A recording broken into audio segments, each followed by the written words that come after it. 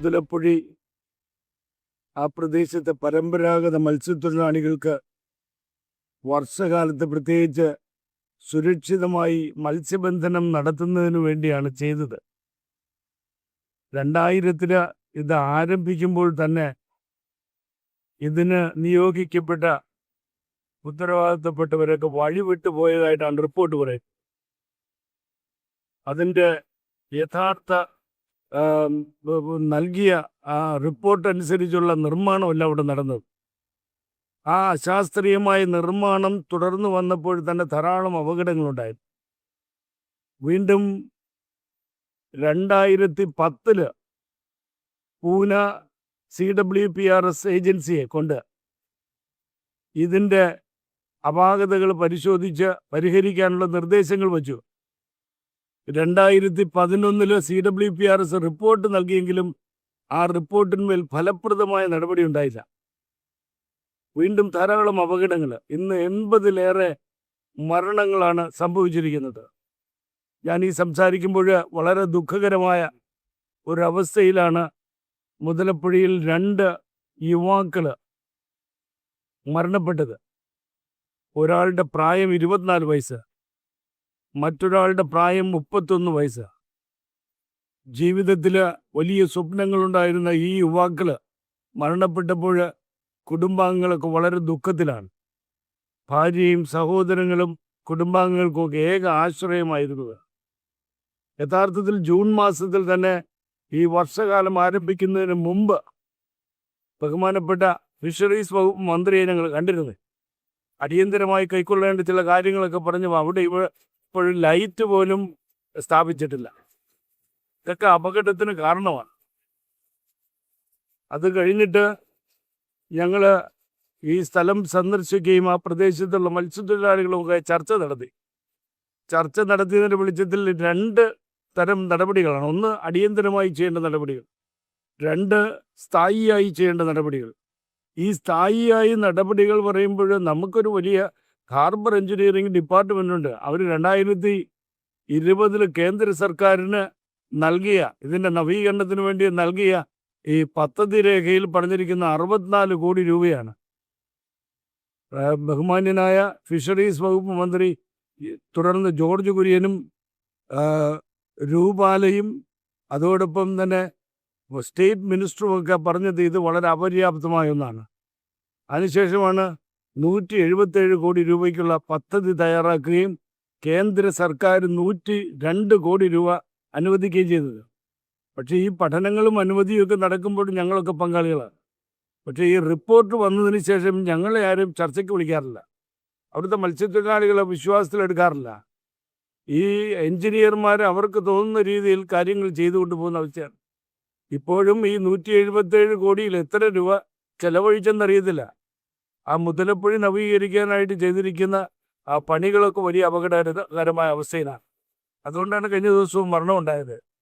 അതുമാത്രമല്ല, അവിടെ മണൽ കൂടിക്കൊണ്ടിരിക്കുകയാണ്. ഒരു 1.5 മീറ്റർ ആഴം പോലും ആ കടലിലില്ല. അപ്പോൾ വേണ്ടത്ര ഡ്രെഡ്ജിങ് നടക്കുന്നില്ല, ശാസ്ത്രീയമായ പുനഃക്രമീകരണം നടക്കുന്നില്ല, ഒരു ഹാർബറിനുണ്ടാകേണ്ട അടിയന്തരവും അത്യാവശ്യവുമായ കാര്യങ്ങളൊക്കെ ചെയ്യുന്നില്ല. അപ്പം ഞങ്ങൾ ഈ 2 രംഗത്തും വളരെ കൃത്യമായ നടപടികൾ മത്സ്യത്തൊഴിലാളികളുടെ കൂടെ സഹകരണത്തോടു കൂടി. ഇവിടെ തേങ്ങാപ്പട്ടണത്ത്, കേരളത്തിൻ്റെ തെക്കേ അറ്റത്ത് തേങ്ങാപ്പട്ടണത്തിൽ തമിഴ്നാട് ഗവൺമെൻറ് അവിടെ ഒരു അപകടസ്ഥിതിയിലുള്ള ഫിഷിംഗ് ഹാർബർ ഉണ്ടായിരുന്നു. അത് വളരെ മനോഹരമായി പരിഷ്കരിച്ചു. അവിടുത്തെ മത്സ്യത്തൊഴിലാളികളുടെ കൂടെ അഭിപ്രായങ്ങളും അവരുടെ കൂടെ സഹകരണത്തോടു കൂടിയാണ് അത് പരിഷ്കരിച്ചത്. അവർക്ക് കടലിൻ്റെ ഗതി അറിയാം, മണൽ നീക്കത്തിൻ്റെ കാര്യങ്ങൾ അറിയാം, ഈ ആഴത്തിൻ്റെ സ്ഥിതികളൊക്കെ അറിയാം. അവരുമായിട്ട് സംസാരിച്ചിട്ടാണ് ഇപ്പോൾ പരിഷ്കരിച്ചിരിക്കുന്നത്. ഈ മുതലപ്പുഴയിലും ആദ്യം CWPRS നൽകിയ റിപ്പോർട്ട് പുറത്തുവിടണം. 2, അതിൻ്റെ വെളിച്ചത്തിൽ തയ്യാറാക്കിയിരിക്കുന്ന ഡിസൈൻ പുറത്തുവിടണം. 3, അതിനുവേണ്ടി തയ്യാറാക്കിയിരിക്കുന്ന DPR പുറത്തുവിടണം. അതൊക്കെ പൊതു സമൂഹത്തിന് മുമ്പിൽ വച്ച് മത്സ്യത്തൊഴിലാളികളും വിദഗ്ധരുമായിട്ട് ചർച്ച ചെയ്ത് ഒരു തീരുമാനത്തിലെത്തണം. ആ തീരുമാനത്തിൻ്റെ വെളിച്ചത്തിലായിരിക്കണം നടപടികൾ മുന്നോട്ട് കൊണ്ടുവരിക. അക്കാര്യം ഞങ്ങൾ കൃത്യമായി ബഹുമാന്യനായ മുഖ്യമന്ത്രി അറിയിച്ചിട്ടുണ്ട്. അദ്ദേഹം ആ കാര്യം ഉത്തരവാദിത്വത്തോടു കൂടി ഏറ്റെടുത്ത് ഈ അവിടുത്തെ മത്സ്യത്തൊഴിലാളികളെയും ഞങ്ങളെയും ഒക്കെ വിശ്വാസത്തിലെടുത്തുകൊണ്ട് നടപ്പിലാക്കാനുള്ള നടപടി കൈക്കൊള്ളാമെന്ന് വാഗ്ദാനം നൽകിയിട്ടുണ്ട്. തീർച്ചയായിട്ടും അക്കാര്യത്തിൽ ബഹുമാന്യനായ മുഖ്യമന്ത്രി വളരെ ഇച്ഛാശക്തിയോടുകൂടിയാണ് സംസാരിച്ചത്. ഒരു ശാശ്വത പരിഹാരം ഉണ്ടാവും എന്നാണ് ഞങ്ങൾ പ്രതീക്ഷിക്കുന്നത്. കാരണം ഇതിനകത്ത് ഈ പറഞ്ഞിരിക്കുന്ന ഹാർബർ എഞ്ചിനീയറിംഗ് ഡിപ്പാർട്ട്മെൻറ്റ് എനിക്ക് ഇപ്പോൾ വിശേഷിപ്പിക്കേണ്ടത് ഒരു വെള്ളാനയായോ എന്നും എനിക്ക് സംശയമുണ്ട്. എന്തിനാണ് ഈ മത്സ്യത്തൊഴിലാളികൾ വിശ്വാസത്തിലെടുക്കാതെ ഈ നടപടിയായിട്ട് മുന്നോട്ട് പോകുന്നത്? അവരിതിനകത്ത് ഇതിൻ്റെ ഗുണഭോക്താക്കൾ മാത്രമല്ല, ഇതവിടെ കാര്യക്ഷമമായി പ്രവർത്തിക്കണമെങ്കിൽ അവരുടെ കൂടെ സഹകരണം ആവശ്യമാണ്. ഈ നമ്മുടെ വിഴിഞ്ഞം കണ്ടെയ്ൻമെന്റ് ട്രാൻസ്ഷിപ്മെന്റ് തുറമുഖം കരാറിൽ അവിടെ ഒരു ആധുനിക തുറമുഖം നിർമ്മിച്ച് നൽകാമെന്നുള്ളൊരു ഉറപ്പുണ്ടായിരുന്നു. അപ്പൊ അതിനെക്കുറിച്ച് അവരാരും മിണ്ടുന്നില്ല. എന്താണത്? ആ പ്രദേശത്തിന്റെ പ്രശ്നമാണോ അതോ തീരമില്ലാത്തതാണോ? എന്താണ് അച്ഛൻ അതിനെക്കുറിച്ച് ഈ പറയാനുള്ളത്? വാഗ്ദാനങ്ങളെല്ലാം വെറും മരീചിക പോലെ നിൽക്കുന്നൊരവസ്ഥയാണ് നമ്മൾ കാണുന്നത്. വാഗ്ദാനങ്ങൾ ധാരാളം നൽകുന്നുണ്ട്, പക്ഷേ ഈ വാഗ്ദാനങ്ങളൊന്നും ഫലപ്രദമായി നടപ്പിലാക്കുന്ന സ്ഥിതിയില്ല. ഞങ്ങളെന്ന് പറഞ്ഞു, ഈ നിലവിലുള്ള ഫിഷിംഗ് ഹാർബറിൽ മണ്ണടിഞ്ഞുകൊണ്ടിരിക്കുകയാണ്, അതിനകത്ത് കടലടിക്കുകയാണ്, അപകടങ്ങൾ ഉണ്ടായിക്കൊണ്ടിരിക്കുകയാണ്. അപ്പോൾ അത്തരം പ്രശ്നങ്ങൾ പരിഹരിക്കാൻ ഇനി ഈ അന്താരാഷ്ട്ര തുറമുഖ നിർമ്മാണത്തിൻ്റെ ഭാഗമായി ഈ കടലിലെ മണലൊഴുക്ക്, കടലിൻ്റെ ഗതി, അതുപോലുള്ള കാര്യങ്ങളിലൊക്കെ ധാരാളം വ്യത്യാസം ഉണ്ടായിട്ടുണ്ട്. അവിടെ വിസിലിൻ്റെ ഉദ്യോഗസ്ഥരൊക്കെ ഇരിപ്പുണ്ട്. അവരെന്തിനു വേണ്ടി ഇരിക്കുന്നതെന്ന് അറിയത്തില്ല. അവരൊക്കെ ഇതിൻ്റെ ഈ പറഞ്ഞിരിക്കുന്ന കിമ്പളം പറ്റാനാണ് ഇരിക്കുന്നതെന്ന് അറിയത്തില്ല. അവിടുത്തെ നിർമ്മാണം മേൽനോട്ടം വഹിക്കണം. കടലിനും ആവാസ വ്യവസ്ഥയ്ക്കും ഉണ്ടായിക്കൊണ്ടിരിക്കുന്ന മാറ്റങ്ങൾ പഠിക്കണം.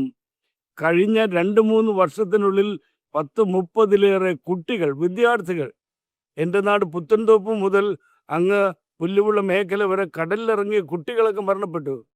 ഇത് ഈ പൊതുസമൂഹത്തിൻ്റെ ഒന്നും കണ്ണു തുറപ്പിക്കുന്നില്ല. അതുകൊണ്ട് ഇത്തരം കാര്യങ്ങളിൽ ഗൗരവമായി ഇടപെടലുണ്ടാകണം. ഈ ഹാർബർ പോർട്ട് വന്നതിന് ശേഷം കടലിൽ ഉണ്ടായിരിക്കുന്ന കടൽ നീക്കം, മണൽ നീക്കം, കടലിൻ്റെ ഈ രീതികളിലുണ്ടായിരിക്കുന്ന മാറ്റങ്ങളൊക്കെ പഠിച്ച് ജനങ്ങളെ ബോധ്യപ്പെടുത്തണം.